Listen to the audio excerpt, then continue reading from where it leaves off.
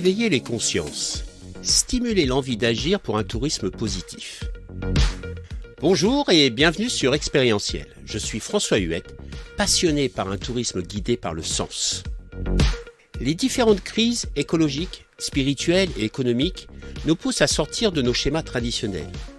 Elles nous invitent à questionner l'impact de nos activités sur la santé de la planète et de l'humanité. Ce podcast est la rencontre avec des acteurs engagés. À travers leurs histoires, nous allons découvrir des femmes et des hommes visionnaires.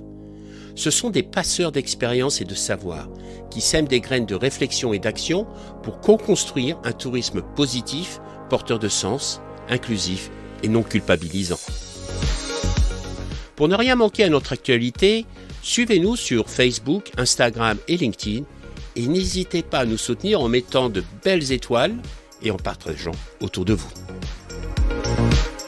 Que c'est difficile pour un site tout de suite de s'engager, mais en fait on se rend compte que pour ceux qu'on a accompagnés, ça a vraiment été révélateur, ça a créé un déclic et ils se sont dit ah là là mais il faut vraiment y aller maintenant, sinon on risque d'avoir un bouleversement économique et de perdre de la clientèle, etc. Parce que ce qu'il faut voir derrière, c'est que les touristes sont eux-mêmes de plus en plus sensibilisés à la question climatique.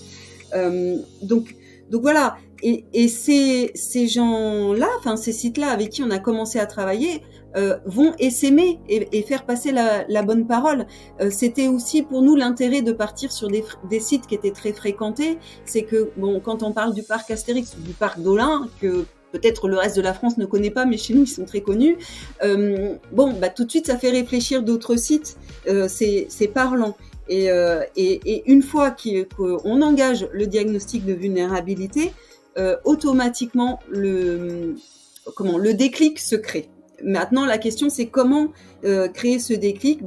On y travaille avec le national, avec Aude, et l'un des moyens également, c'est de travailler avec des relais dans le tourisme, notamment les acteurs pour le tourisme durable ou des fédérations d'hôtels, etc., qui eux peuvent ensuite faire passer la bonne parole. Allez, sans attendre, je vous invite à vous installer confortablement dans un lieu calme, pourquoi pas au contact de la nature, pour prendre le temps de découvrir des acteurs du tourisme positif. Bonne écoute. Bonjour Aude, bonjour Eliane, merci d'avoir accepté toutes les deux l'invitation pour le podcast expérientiel. Bien, sans attendre, je vais vous demander de vous présenter. Qui veut commencer ? Allez, je laisse la parole à la région.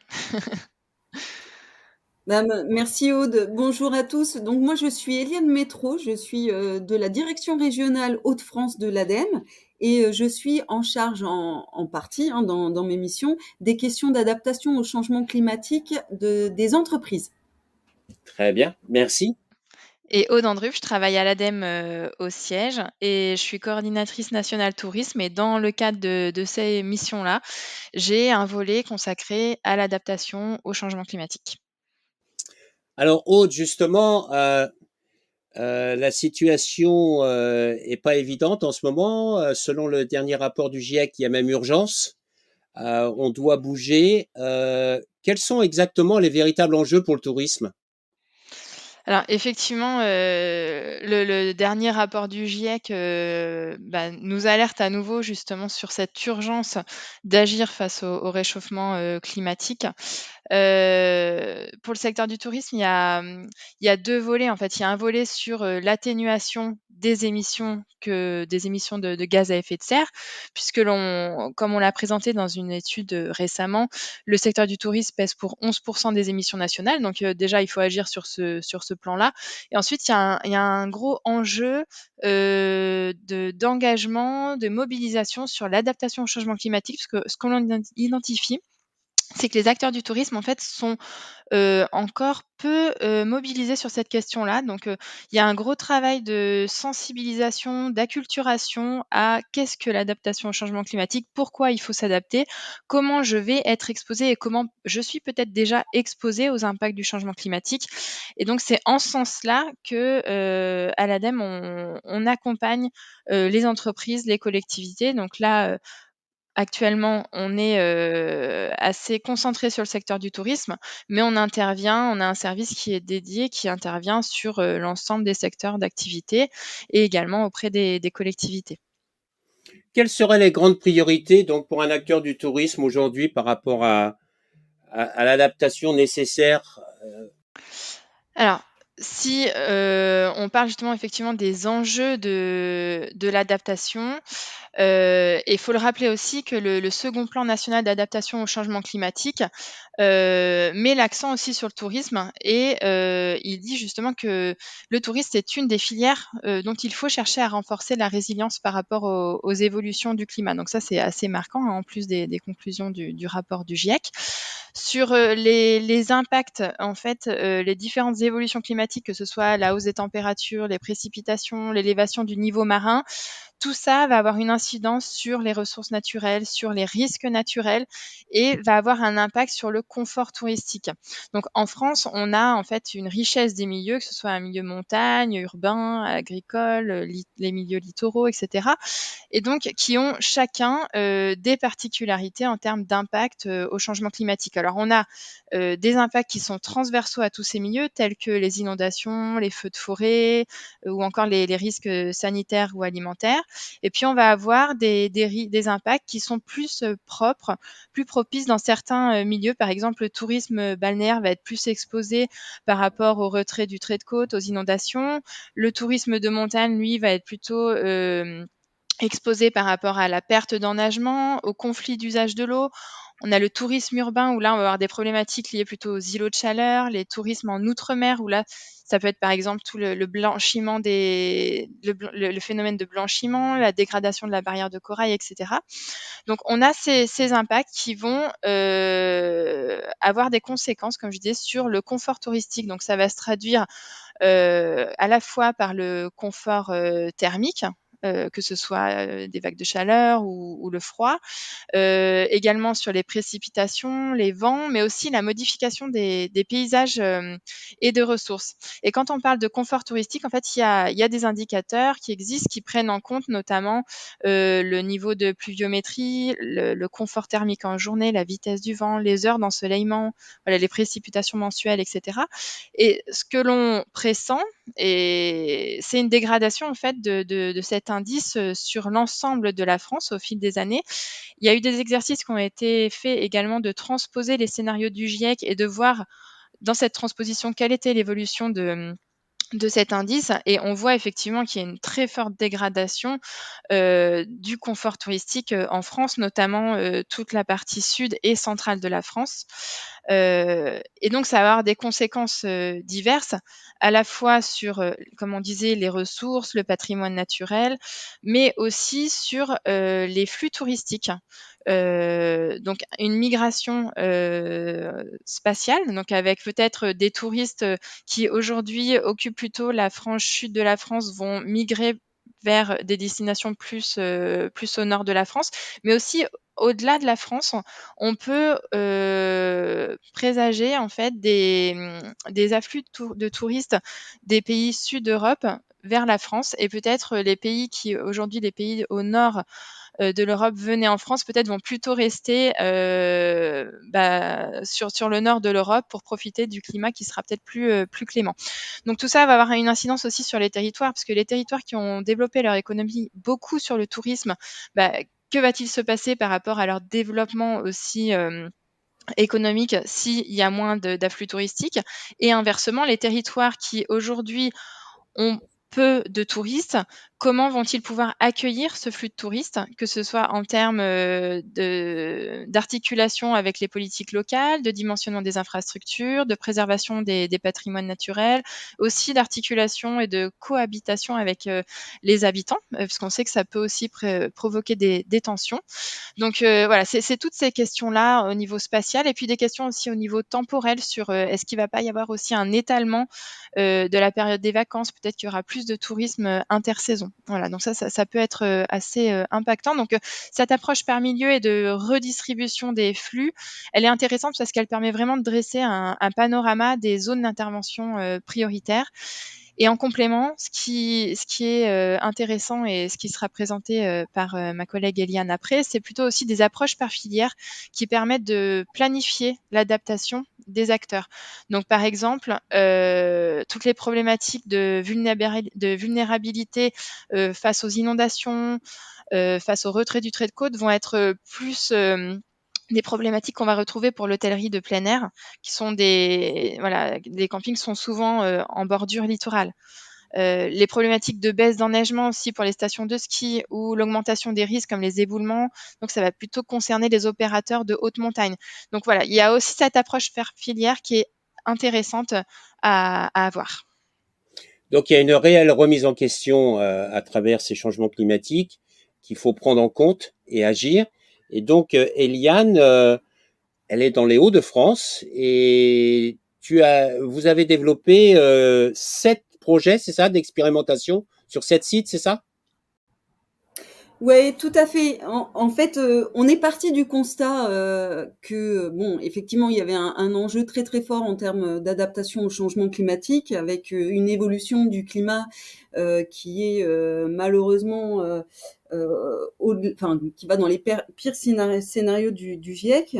Et on a chez nous en Hauts-de-France une économie touristique qui se développe très très fortement, avec un taux de croissance de 5 à 8%. Et comme l'a dit Aude, on bénéficie d'une certaine manière du réchauffement climatique, puisque les touristes viennent plus dans le nord pour rechercher un peu plus de fraîcheur.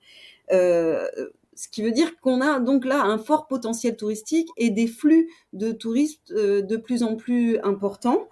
Et donc, on s'est dit que c'était vraiment le moment de penser la question de l'adaptation au changement climatique, et on a sélectionné 7 sites sur 2 critères. Le premier critère, c'était le niveau de fréquentation. Donc, on a sélectionné les sites qui étaient les plus fréquentés en Hauts-de-France et des sites qui présentaient des enjeux en termes d'adaptation au changement climatique. Donc, par exemple, le musée Lens-Liévin, on l'a pas sélectionné parce que bon, c'est un bâtiment, un musée, c'est pas forcément là où il y a des enjeux forts en termes d'adaptation. Donc voilà, donc les 7 sites qu'on a sélectionnés, j'en ai cité 2. Donc le parc du Marcanterre, la station nautique des Villes-Sœurs, qui est en bordure de mer, les marais de Long et Longpré, en bordure de Somme, la commune de Gerberoy, le parc d'Olin et le parc Astérix. Et on a sélectionné également un territoire qui est le parc naturel régional de la baie de Somme, qui est en train de développer son schéma de développement touristique, et on s'est dit que c'était le bon moment pour y intégrer des enjeux d'adaptation. Et donc, Eliane, c'est quoi les objectifs et les actions que vous souhaitez mettre en place sur ces 7 sites? Alors, on a fini, on est en phase de finalisation de ce travail où on a mis en place 2 actions. En fait, on a réalisé d'abord un diagnostic de vulnérabilité sur ces sites. Et ensuite, on a construit un plan d'action. Alors, le diagnostic de vulnérabilité, il se construit de manière, on évalue d'abord les aléas climatiques, donc l'exposition des sites, quels types d'aléas sont les plus impactent le plus fortement le site. Est-ce que c'est la sécheresse? Est-ce que c'est l'immersion marine? Est-ce que c'est la submersion marine, pardon? Est-ce que ce sont les inondations, le retrait gonflement d'argile, etc.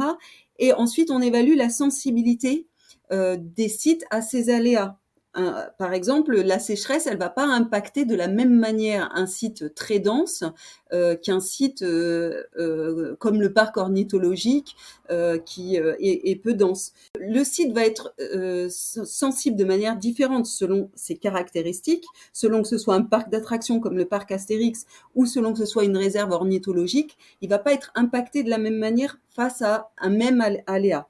Donc on a regarder cette exposition et cette sensibilité. Et suite à ça, on a construit des plans d'action qu'on a souhaité assez concrets, très concrets. Généralement, ce qu'on observe dans des plans d'action sur l'adaptation, c'est qu'on est sur des trajectoires d'assez long terme, 2030, 2050, qui fait que ça reporte les questions d'adaptation à des échéances assez lointaines. Or, on voit bien que les enjeux, ils exigent des actions immédiates. Et donc, on a construit des plans d'action à 2025 avec des actions à mettre en œuvre tout de suite. Quels sont les grands résultats et les grands apprentissages justement de ces actions? Alors, ce qu'on constate d'abord au niveau des vulnérabilités, alors évidemment, chaque site a ses propres caractéristiques. Donc là, ce que je vais dire, c'est un peu des généralités qu'on a constatées sur l'ensemble des sites. Mais d'abord, on voit qu'il y a une exposition aux aléas climatiques qui se renforce sur tous les sites d'ici 2050. Par exemple, on a beaucoup plus, 3 à 4 fois plus de nombre de jours de chaleur, donc de jours de canicule, pardon. Et sur le parc Astérix, on constate qu'aujourd'hui, on est à peu près à 7 jours de canicule par an. On va passer à une trentaine de jours de canicule d'ici 2050. Donc, on voit bien qu'en termes de gestion du site, on ne va pas pouvoir gérer le site de la même manière. On voit que les sites aussi vont être beaucoup plus exposés aux incendies. On a des sites qui sont très fortement exposés à la submersion marine. Donc le parc du Marcanterre, encore une fois, la station des Villes-Sœurs, et puis l'ensemble en règle générale du parc naturel régional de la baie de Somme, avec donc cette montée des eaux et ces risques aussi plus grands d'inondation au niveau de la Somme. Donc, une exposition beaucoup plus forte. Et ce qu'on constate également, c'est que les conditions climatiques, elles vont à la fois dégrader les milieux naturels, donc déséquilibrer les écosystèmes, mais aussi modifier les conditions d'accueil. Donc, on a notamment un risque de dégradation du bâti. Ça, c'est le cas, par exemple, pour la commune de Gerberoy, où on constate qu'il y a un retrait-gonflement des argiles très fort. C'est-à-dire que la sécheresse, elle provoque des fissures, on va dire, dans le patrimoine bâti. Et donc, on a une détérioration des activités de loisirs et un risque beaucoup plus fort de fermeture des sites en raison d'une canicule trop importante, par exemple. Donc, ce qui ressort de ça, c'est aussi, donc, dans les plans d'action, on va dire, 3 types de grandes actions qui ressortent. C'est d'abord qu'il y a la nécessité d'adapter les infrastructures au changement climatique, d'adapter le bâti. On a plusieurs types d'actions, mais une action clé qui ressort, il faut absolument rafraîchir les sites et les infrastructures, notamment en y intégrant des zones ombragées et en végétalisant les espaces, qu'il s'agisse d'aires de parking, de façades, de toitures. Et il y a aussi la nécessité de planifier les flux touristiques et de déconcentrer des flux qui sont trop concentrés sur le bord de mer, par exemple. Ça, c'est le cas sur la baie de Somme, mais il va falloir reconquérir l'intérieur des terres pour mieux répartir, comme le disait Aude tout à l'heure, les flux touristiques et avoir un recul stratégique en fait des zones côtières. Un deuxième groupe d'actions, c'est on va chercher à limiter les impacts du changement climatique sur le patrimoine naturel, donc beaucoup mieux suivre l'évolution des espèces naturelles et de la biodiversité qui est sur le territoire. Donc ça, c'est le cas notamment sur le parc ornithologique. On voit bien qu'il y a déjà eu des modifications dans le type d'oiseaux qui viennent sur le site. On voit aussi sur les marais de Long et Lompré qu'il y a des nouvelles espèces invasives qui s'installent en raison d'une chaleur accrue et donc ça modifie complètement le milieu. Donc ça, c'est des choses qu'il faut absolument observer et améliorer nos connaissances là-dessus. Et justement, ça, c'est un troisième paquet d'actions. C'est l'amélioration des connaissances et un meilleur suivi des impacts du changement climatique, notamment sur le patrimoine culturel et historique. C'est encore insuffisamment fait, mais quel va être l'impact du réchauffement sur nos cathédrales, sur nos patrimoines historiques qui sont très développés. On en a beaucoup en zone rurale en Hauts-de-France. Voilà, ça c'est des choses qu'il faut qu'on évalue plus en détail. Et pour conclure, par rapport à cette étude, il y a quand même eu des enseignements importants.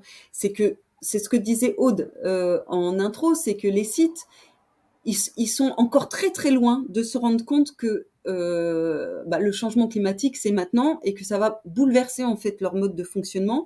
Et le fait de lancer ce type d'études, de montrer que les aléas climatiques qu'ils ont aujourd'hui vont fortement augmenter et qu'ils sont obligés de prendre ça en compte dans leurs décisions d'investissement et dans leur planification, c'est un peu une révélation. Donc en soi, ça change complètement la façon de regarder les choses et le paradigme, et on se rend compte que aujourd'hui, prendre en compte l'adaptation, c'est une nécessité, mais c'est aussi un enjeu de compétitivité touristique.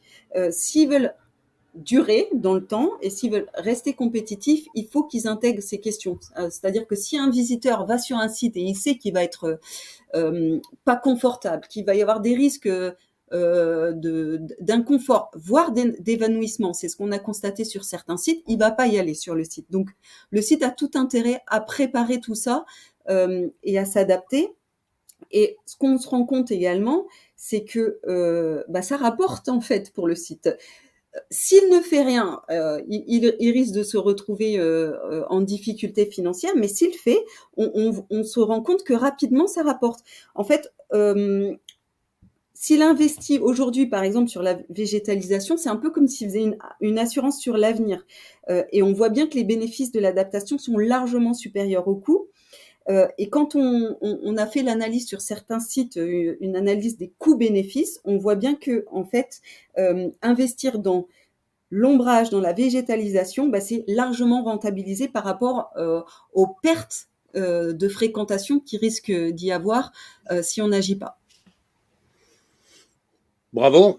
Alors, c'est très intéressant ce que vous dites toutes les deux. La question que je me pose, c'est justement comment encourager et sensibiliser les acteurs du tourisme à s'engager maintenant. Je peux commencer, puis Eliane, si tu voudras compléter.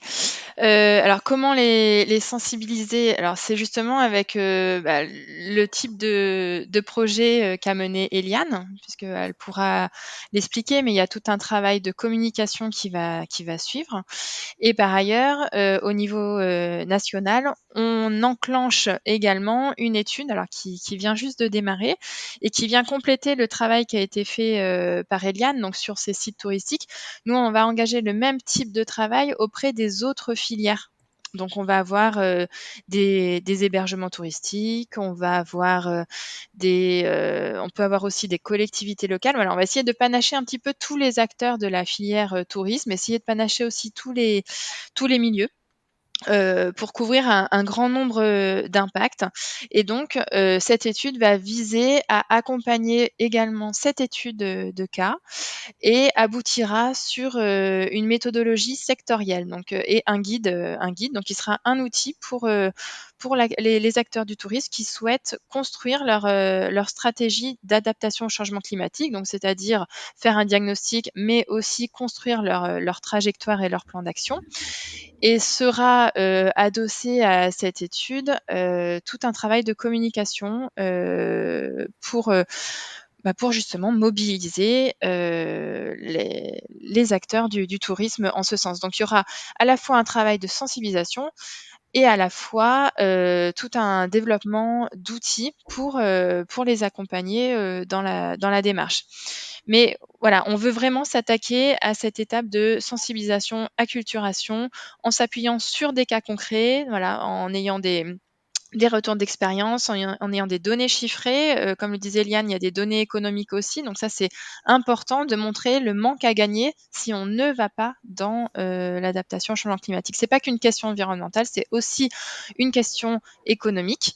On s'adresse à des acteurs économiques et des collectivités. Voilà, les acteurs économiques, il faut aussi qu'on leur avance des éléments chiffrés par rapport à cet engagement. Merci. Eliane, tu veux rajouter quelque chose? Non, pas tellement plus. C'est vrai que c'est difficile pour un site tout de suite de s'engager, mais en fait, on se rend compte que pour ceux qu'on a accompagnés, ça a vraiment été révélateur. Ça a créé un déclic. Et ils se sont dit, ah là là, mais il faut vraiment y aller maintenant, sinon on risque d'avoir un bouleversement économique et de perdre de la clientèle, etc. Parce que ce qu'il faut voir derrière, c'est que les touristes sont eux-mêmes de plus en plus sensibilisés à la question climatique.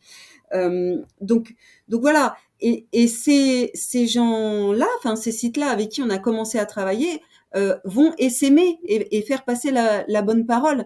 C'était aussi pour nous l'intérêt de partir sur des sites qui étaient très fréquentés. C'est que bon, quand on parle du parc Astérix ou du parc d'Olin, que peut-être le reste de la France ne connaît pas, mais chez nous ils sont très connus.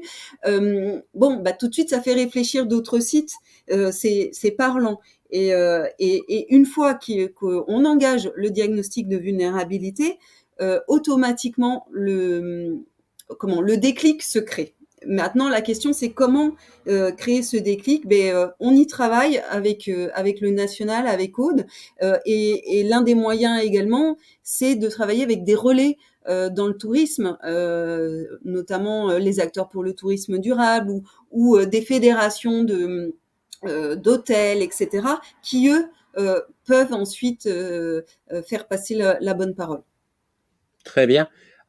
Si en écoutant ce podcast, ça me donne envie d'aller chercher des informations sur justement ces cas ou ces études, je m'adresse où? Je vais sur le site de l'ADEME? Comment ça se passe? Alors, de manière générale, sur l'adaptation au changement climatique, il y a un centre de ressources. Donc, centre de ressources adaptation au changement climatique qui est géré par l'ADEME. Donc, vous pourrez le trouver sur Internet. Et après, il y a la librairie de l'ADEME dans laquelle il y a les études publiées. Donc, les travaux au national seront versés sur la librairie de l'ADEME. Mais sachant que c'est une étude qui vient juste de démarrer, nous, on aura les livrables au printemps 2024, donc ça reporte un petit peu. Par contre, plus récemment, il y aura les travaux d'Eliane, donc Eliane, je te laisse. Oui, on est en train de tout finaliser, ça sera également sur la librairie ADEME. Je pense dans le courant de l'été, on est en train de produire un petit film, un film très court, de moins de 2 minutes, mais qui explique un petit peu ce qu'on a fait sur les 7 sites et qui incite les autres sites à agir également. On a des fiches monographiques, donc des 4 pages qui présentent qui résument en fait le diagnostic et le plan d'action sur chacun des sites, et puis une petite synthèse de l'étude. Tout ça, ça sera mis en ligne au cours de l'été. Très bien. Merci beaucoup à toutes les deux. Moi, ça me fait très plaisir de voir qu'il y a ces initiatives. On n'est pas toujours au courant, donc c'est l'objectif aussi de ce podcast, c'est de pouvoir passer l'information et montrer qu'il y a des choses qui bougent partout dans le tourisme, que ce soit professionnel, institutionnel, secteur public, etc. Et qu'il y a toutes ces ressources qui existent et qu'on doit aller chercher, comprendre et qu'elles doivent nous inspirer justement à agir parce qu'il y a urgence. Et j'ai bien aimé ce que tu as dit, l'assurance sur l'avenir. Il faut penser à la pérennité de nos activités et je crois qu'un des moyens, c'est vraiment, c'est justement, comme tu disais, de végétaliser un peu nos sites beaucoup plus, de remettre l'arbre, la biodiversité au cœur de nos activités. Ce week-end, j'étais au festival des acteurs du tourisme équitable et solidaire et il y avait un naturaliste qui disait que plus la forêt grandissait, plus le sauvage arrivait et plus ça bénéficiait justement à nos écosystèmes et à la qualité de nos activités dans le tourisme et qu'on devrait vraiment encourager le développement de la biodiversité et peut-être rénover plus que de construire de nouvelles choses pour pouvoir améliorer notre environnement. Voilà. Je vous remercie toutes les deux. Aude, on se retrouvera pour un prochain épisode à la rentrée. Oui, tout à fait. On discutera du sujet prochainement. Et je vous remercie toutes les deux pour ce partage d'expérience. Et je vous dis à très bientôt. Bonne journée. À bientôt, merci. Bonne journée, au revoir. Voilà, c'est la fin de notre voyage du jour. J'espère que vous avez vraiment passé un agréable moment en notre compagnie et que nous avons pu semer des graines d'inspiration et d'action. Surtout n'oubliez pas, le tourisme de demain, c'est maintenant qu'on le construit et ensemble. C'est un tourisme qui est guidé par le sens, l'expérience et en lien avec nos territoires pour assurer la pérennité de nos métiers et de nos activités. C'est essentiel. Si vous avez vraiment aimé ce podcast, favorisez sa diffusion, en lui donnant 5 belles étoiles sur Apple ou la plateforme podcast préférée que vous utilisez. Et puis, surtout, et ça c'est le plus important, n'hésitez pas à partager dans votre réseau. Essaimer la connaissance, essaimer le partage d'expérience. C'est essentiel pour chacun d'entre nous d'avoir accès à cette information. Et puis, si vous voulez continuer l'aventure avec nous, le voyage avec nous, eh bien, je vous invite à vous abonner pour suivre tous les épisodes gratuitement et être informé dès qu'ils sont publiés. Voilà. Je vous remercie et à très bientôt. Au revoir.